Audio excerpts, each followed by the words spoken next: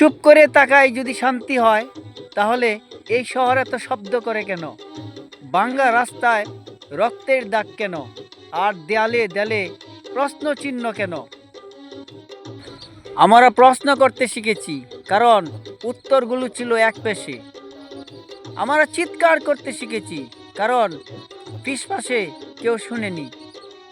এই প্রতিবাদ কারো বিরুদ্ধে নয়, এটা অন্যায়ের সামনে দাঁড়িয়ে থাকার সাহস।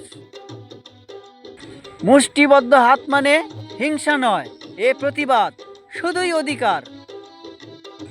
যতদিন মুখ বন্ধ রাখবে ইতিহাস, কবিতা হবে আমাদের মিছিল, আর কলম হবে অস্ত্র, আর শব্দ হবে নির্ভীক প্রতিবাদ।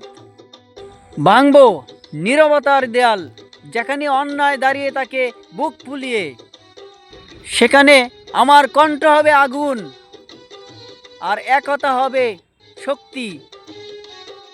যতদিন অন্যায় শ্বাস নেয়, ততদিন প্রতিবাদ থামবে না। অন্যায় যখন নিয়ম হয়ে দাঁড়ায়, প্রতিবাদ তখন আমাদের দায়িত্ব। প্রতিবাদ তখন আমাদের দায়িত্ব।